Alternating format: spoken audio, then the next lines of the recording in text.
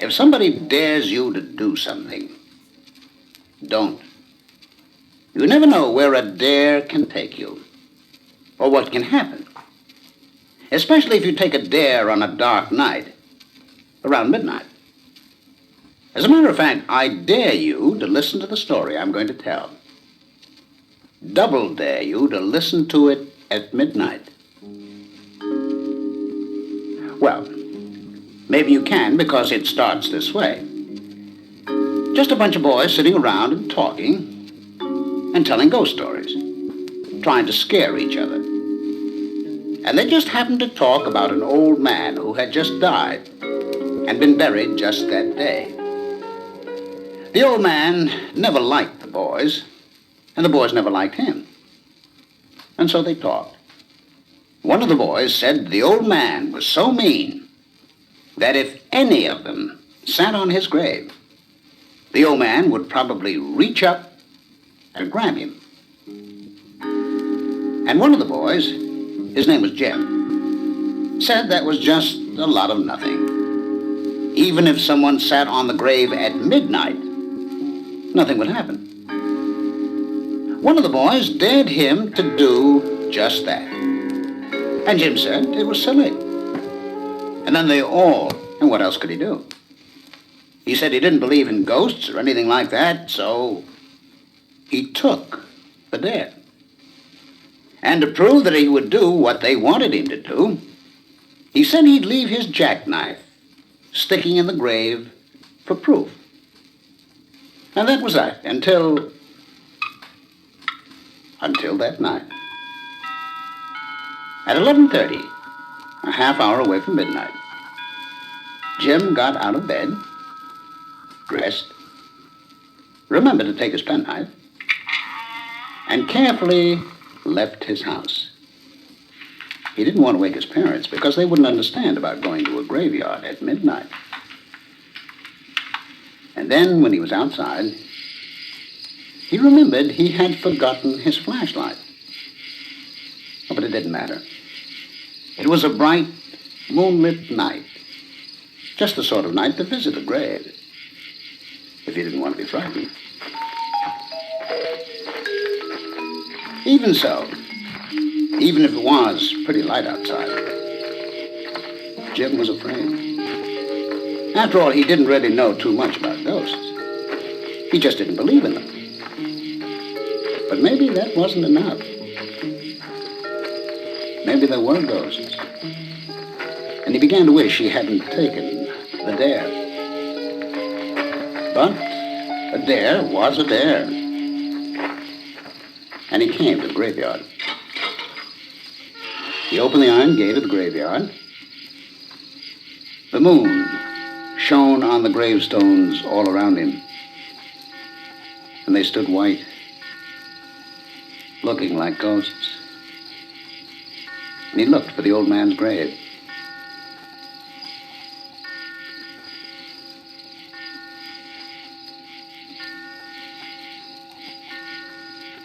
And just at midnight, he found it. He opened his jackknife, knelt down, and plunged it into the old man's grave.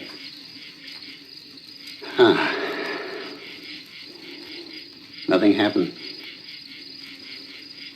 It was after midnight. He'd gone through with the dare, and he started to get up. But he couldn't. He couldn't move. Something was keeping him there on the grave. The old man? He didn't know. All he knew was that he couldn't move.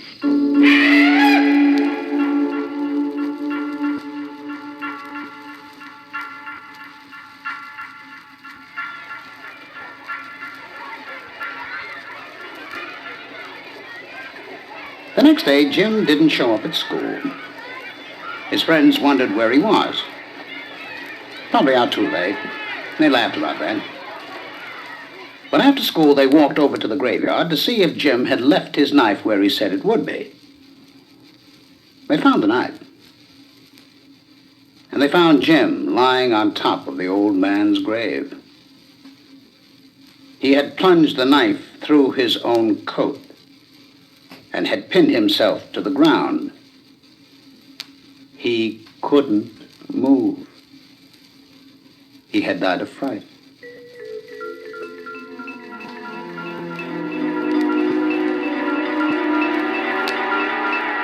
Now, that's not very scary, is it? Or is it?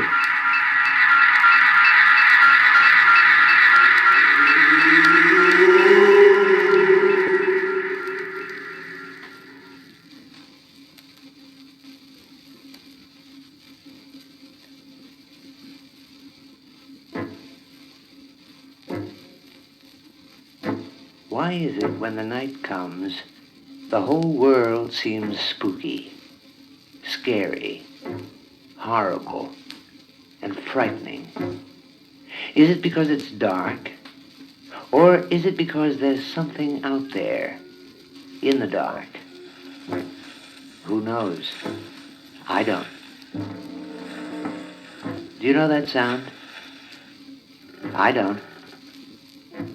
Is that someone coming or something? I don't know. Is that a bird or some lost ghost? I don't know.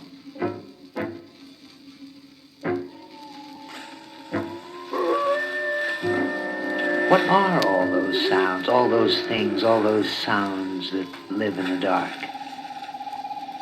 I don't know. But if you want to find out, come with me. It's a dark, dark night.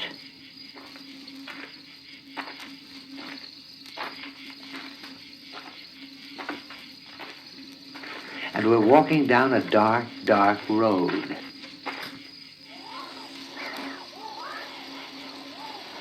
And the dark, dark trees make dark, dark shadows.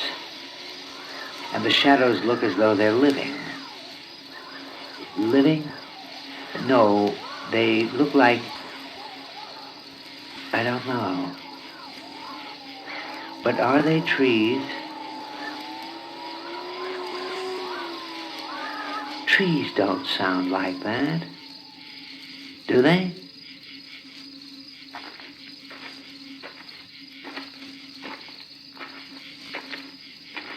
And there, back from the dark, dark road, is an old, dark, dark house.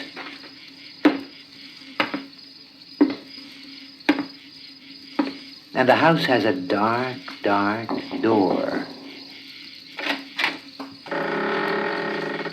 And the house is dark. Dark. Hello? Hello? Is anything home?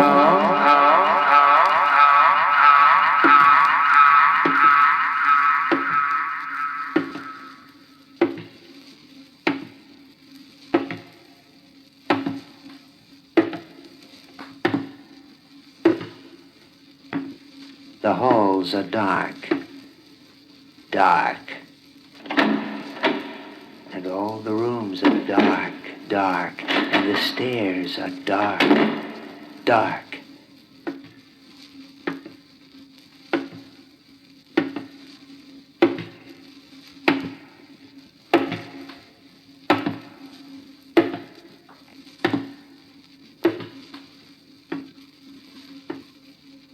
And there, in the corner, a dark, dark corner, is a dark, dark chest.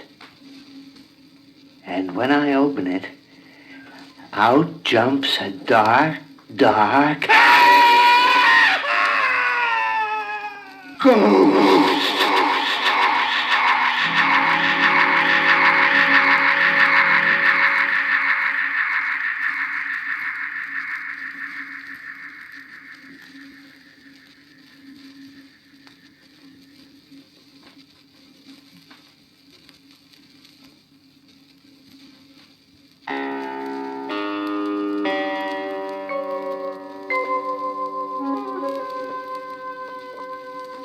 There was a boy and his father, his mother, and a pet monkey.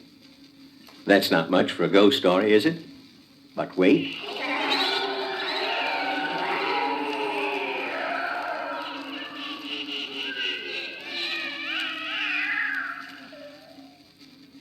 None of those sounds scared the little boy because all those sounds were made by him. He'd run errands for people, and he would be out late at night. Everybody always told him about ghosts, but he didn't believe a word. So he made those sounds because he thought it would be funny if somebody heard him and was scared. Some nights, when he'd get home a little late, his father would say, "I don't want you running around at night. I want you home on time. Aren't you afraid?" And the little boy would say, "Afraid? I never saw afraid. What's afraid?" And his father said, "Never mind, it's nothing to see. It's something to be. And I want you home early, hear me?" And the little boy said he heard, but he kept on being late and making sounds as he walked down the dark roads and past the graveyards and the old deserted house. He never ever saw afraid, but he heard.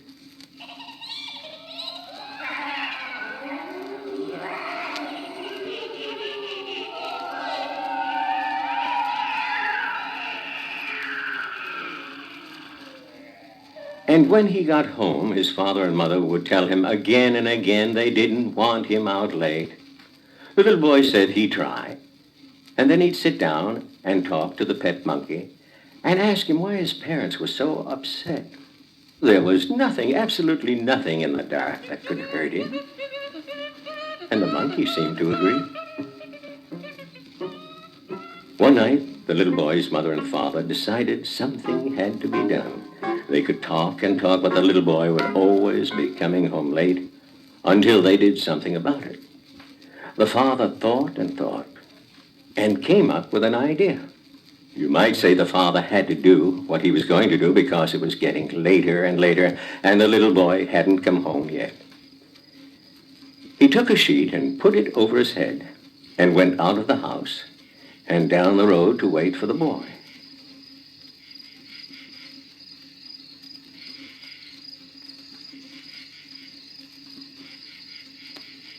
And he waited, and he waited.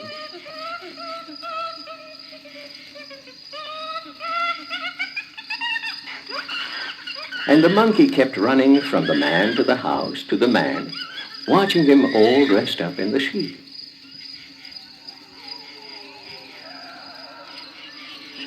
And while the father waited, the little boy was making his way home slowly and having a good time, making all his scary sounds. The monkey was very interested in what was happening, and he thought, if the father could dress up in a sheet, so could he. And so he did. The boy came closer and closer, and his father heard the sounds and had to admit that they were pretty spooky. And if he didn't know who was making them, why, he'd be pretty scared. As a matter of fact, he was scared. But he felt he really had to teach his son a lesson about coming home late. The boy was just about to where his father was waiting. When the boy looked around, he could see something all dressed in white coming at him from the bushes. The boy said, "That must be afraid." And he was pretty happy to see one at last. Just then, he saw another, smaller white figure come out of the bushes. And he said, "Why, that must be another afraid." And his father heard him. But the father knew there was just one of him dressed in a white sheet. And if his son saw two things in white, then one of them wasn't him. So it must be a ghost. And he was scared to death and ran, with the monkey dressed in white running after him. And the little boy, not frightened at all, said, "There goes a big fraid running away from a little fraid." And he joined them. making his ghost sounds all the way home.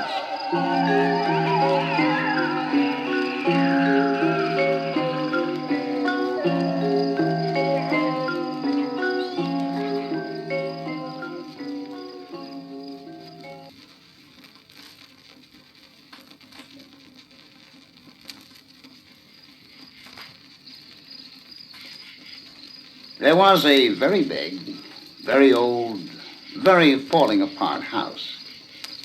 It was the kind of house nobody ever went into, because any house that looked like that just had to be haunted. And who would want to take a chance and find out for real? Nobody. Not on purpose. But sometimes things happen, and there's nothing you can do about it. The time this story happened was on a wet and rainy night. The driver was in a hurry. It was late, probably near midnight. Suddenly, out of the black bushes on the side of the road, a huge cat ran out in front of the car. The driver swung the car to save the huge cat that ran out onto the road. The car hit a tree, and there was no getting home that night. The man got out of the car, and in the dark, dark night, he could see the eyes of the huge cat staring at him. "You big, dumb thing," the man said. And the cat just stared at him, snarled, and ran away into the woods. It was raining hard, and the man could see absolutely nothing. He began to walk along the road, hoping that a car might pass and pick him up. But there was nothing. Nothing, that is, until he came to the huge old house by the side of the deserted road. There were no lights.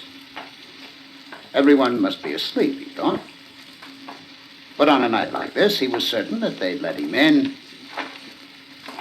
So he walked closer to the house. Closer. He was able to see that the windows were broken. Shutters were hanging. And the steps leading to the front door were falling apart. Well, thought the man, at least it has a roof, and maybe I can build myself a fire and dry off. He went in. The house was dark and seemed very empty. He lit a match, and by its light he could see a fireplace. There were old papers lying around, and enough wood. He gathered it all up and started a nice, warm fire. It's not like home, he said to himself, but it's dry. And even if it's an old, coming-apart place, it's warm now. He put his hands close to the fire to warm them. When he turned around, he saw a small, gray cat looking at him. He tried to pat the cat, but the cat moved away from him. So the man went back to the fire and listened to the thunder and the rain and wondered when the storm would stop. The front door opened. The man looked around, and coming through the door, he saw the huge cat he had met on the road. The cat didn't look at him. It walked to the small gray cat. "What are we going to do with him?" the big black cat asked. And the little cat said, "Wait till Martin comes." The man had never heard of talking cats, so he thought that maybe he hadn't heard what he heard. Maybe he was too wet, too cold, too tired, and he was beginning to hear things because he knew, well, just the way you know. Cats don't talk. So he went back to the fire and paid no attention until he saw another cat come through the door. This one was even bigger than the other cats. A huge, huge cat. The biggest cat the man had ever seen. He watched, a little afraid now, as the huge cat walked to the other cats. The small cat asked, "What are we going to do with him?" And the huge cat said, "Wait until Martin comes." And all three cats sat in a row and stared at the man. The man was afraid now. What was Martin? Who was Martin? And what could Martin do? He thought about the rain and hoped that Martin just wouldn't come. The biggest cat in the world walked through the door. The eyes of the great cat shone as it walked towards the man. Maybe this was Martin. And if it was, the man thought to himself, but he never finished the thought. "Shall we do it now?" the biggest of all the cats asked. And the little gray cat said, "Let's wait till Martin comes." The man didn't want to wait for Martin. Not now. Not even if it was raining harder than ever. Not even if the storm was getting worse. He wasn't going to wait for Martin. Not him. He started to leave.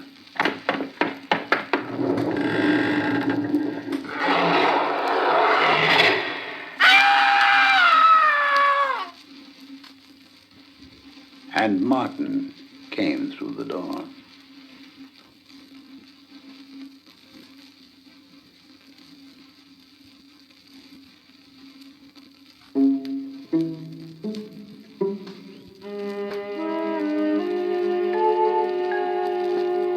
Once there was an old woman who lived all alone out in the countryside.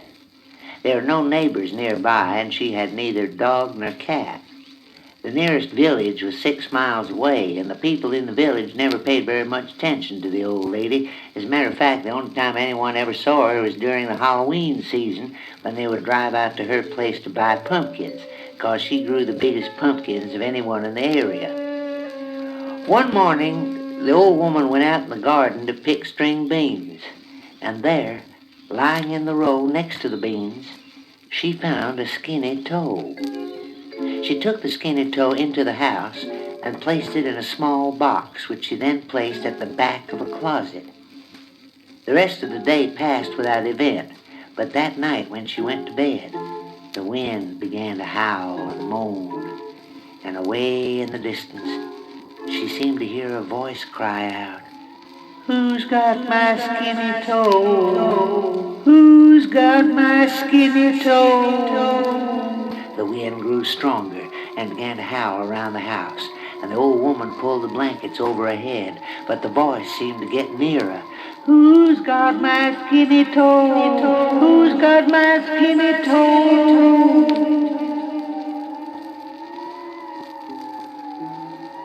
The wind now became a gale, and then, as suddenly as it had begun, it stopped. For a moment, all was quiet. And then the voice came again. "Who's got my skinny toe?" The old woman curled up in her bed and hugged the blankets about her. And then she heard the stairs begin to creak as though something or someone was walking up them. The door to the bedroom slowly opened with a creak that sent shudders racing through her. Something seemed to slip through the door and began to creep over the floor. Suddenly, a voice right next to the bed cried out, "Who's got my skinny toe?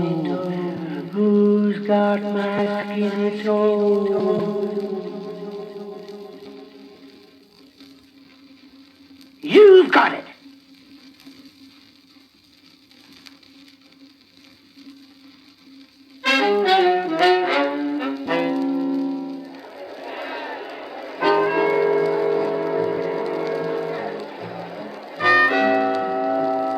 Once there was a man who had a lot of friends and a lot of opinions.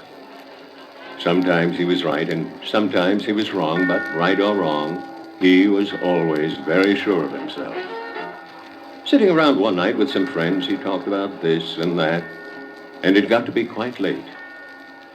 It was midnight. And midnight is a time when people begin to think about ghouls and witches and ghosts. The man didn't believe in ghosts. He didn't think much of witches. He laughed at ghouls. He wasn't afraid of anything, especially anything that didn't exist. All right, his friend said, if you know so much, why not prove it? All right, the man said, I'll prove it. Just tell me how. Well, one of the man's friends said, I happen to know about a haunted house. And if you've got the nerve, how about sleeping there for just one night? The man didn't even have to think about it. I will, he said. I will, and I'll prove to you that all this business about ghosts just isn't so. There was no sense in waiting. They decided that night was just the night. When it comes to ghosts, any dark, windy night will do. Any dark, windy, rainy, thundery night will do very well.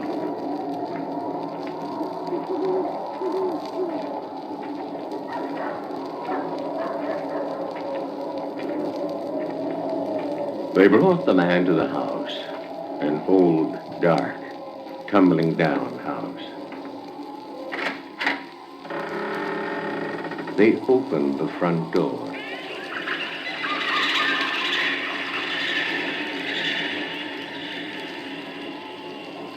And they said, sleep well.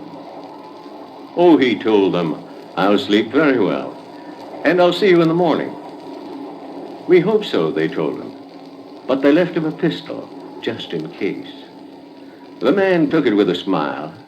Guns are no good against ghosts, he said.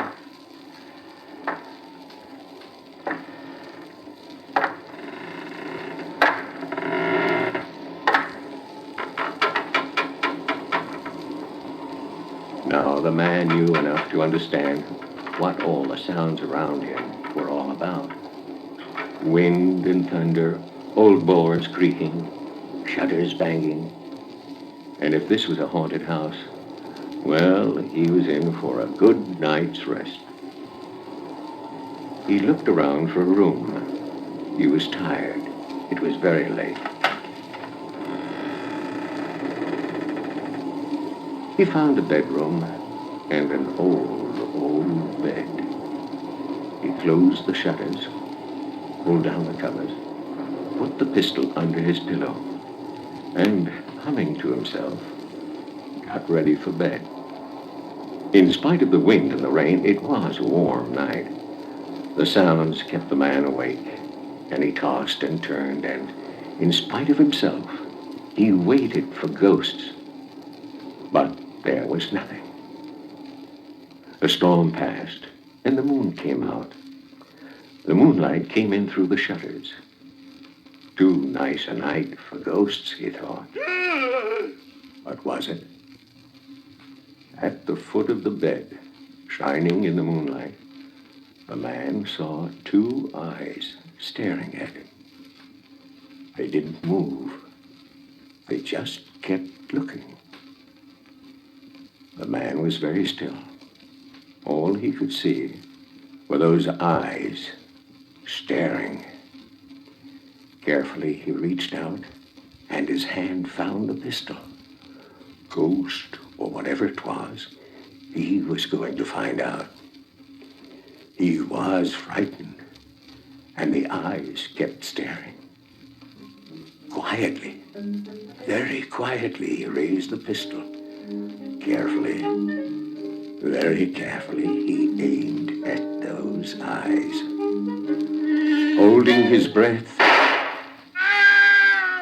and the eyes stopped staring. The poor, scared man, seeing the moonlight reflected from his toenails, shot off his own big toe.